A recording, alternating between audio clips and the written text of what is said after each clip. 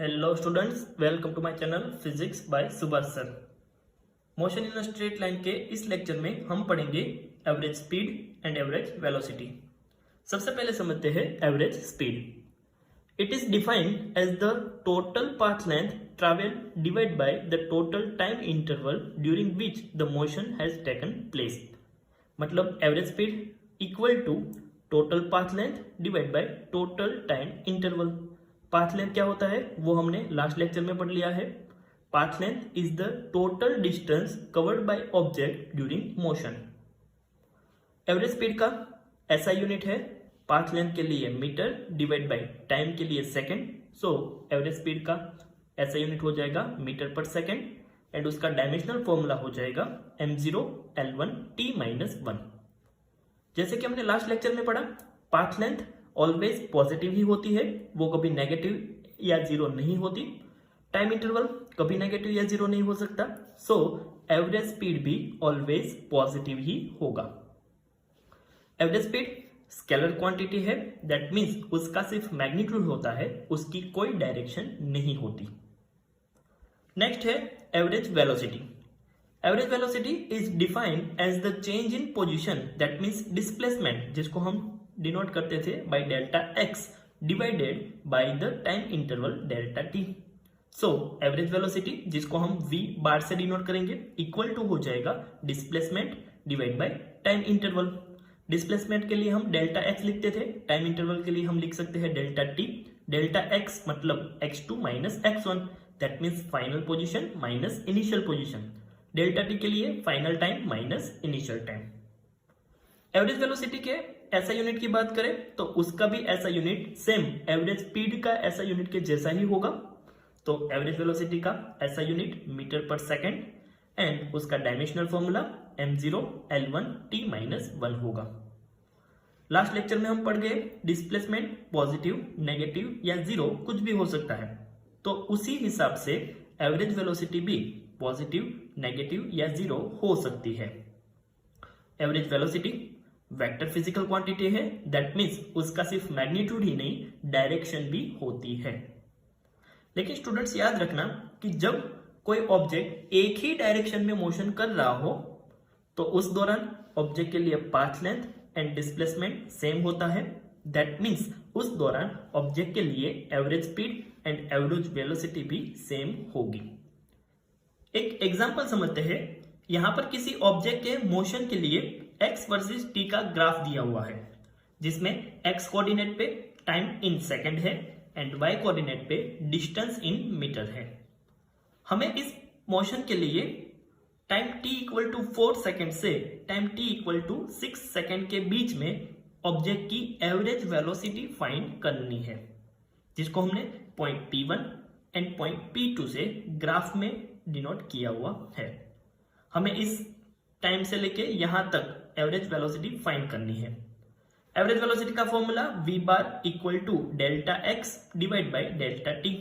Delta x equal to final position minus initial position, delta t equal to final time minus initial time.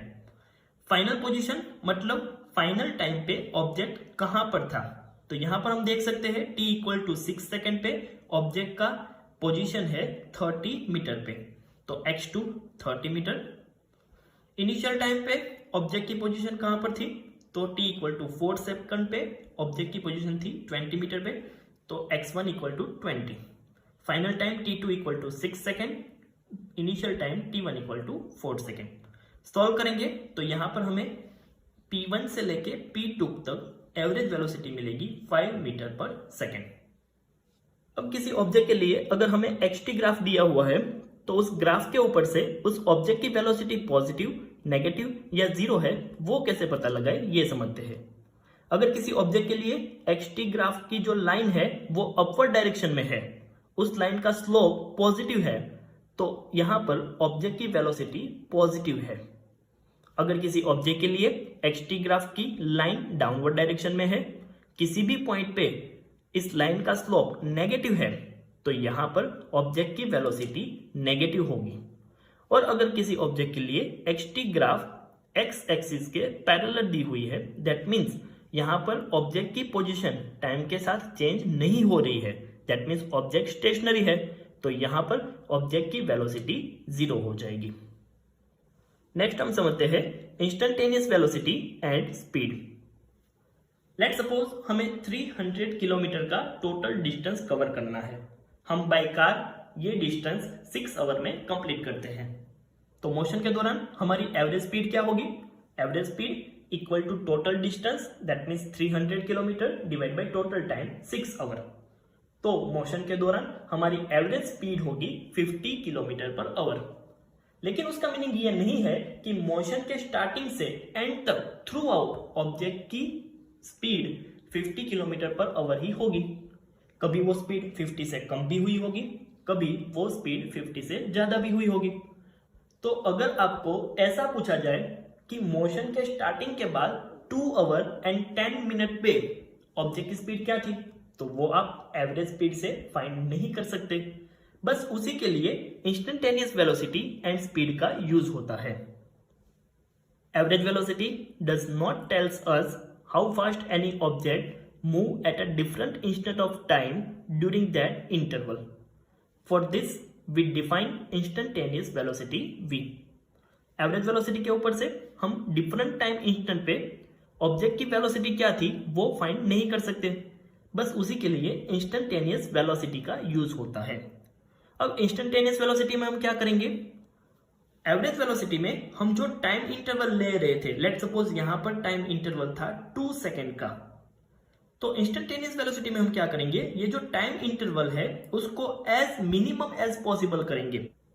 यहां पर ये time interval 2 second का है। इस time interval के लिए हमें एवरेज वेलोसिटी मिल रही है 5 मीटर पर सेकेंड। दैट मीन्स 4 से 6 सेकेंड के टाइम इंटरवल के दौरान ऑब्जेक्ट की एवरेज वेलोसिटी 5 मीटर पर सेकेंड है। लेकिन एग्जैक्ट 5 सेकेंड पे ऑब्जेक्ट की वेलोसिटी क्या है वो हम यहां से नहीं बता सकते। तो उसके लिए हम क्या करेंगे? यहां पर जो टाइम इंटरवल 2 सेकेंड का है उसको डिक्रीज करके लेट सपोज हम कर देते हैं 0.001 सेकेंड। जिससे क्या होगा? यहां से जो P1 से P2 का जो पार्ट है वो डिक्रीज होके एक छोटे से पॉइंट में कन्वर्ट हो जाएगा। उस पॉइंट पे जो भी हमें एवरेज वेलोसिटी मिलेगी वो एवरेज वेलोसिटी हमारे इस इंस्टेंट टाइम पे इंस्टेंटेनियस वेलोसिटी हो जाएगी। इंस्टेंटेनियस वेलोसिटी के लिए हम क्या करेंगे? हमारे पास जो एवरेज वेलोसिटी का फॉर्मूला है वहां पर limit delta t tends to 0 apply करेंगे।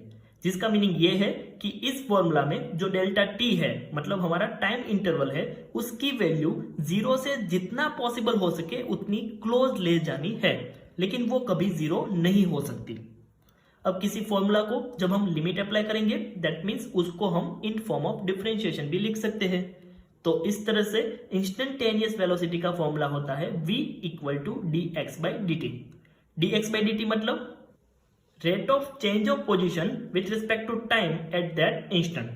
किसी टाइम इंस्टेंट पे ऑब्जेक्ट की पोजीशन में किस रेट से चेंज हो रहा है वही हो जाएगा उस टाइम पे ऑब्जेक्ट की इंस्टेंटेनियस वेलोसिटी।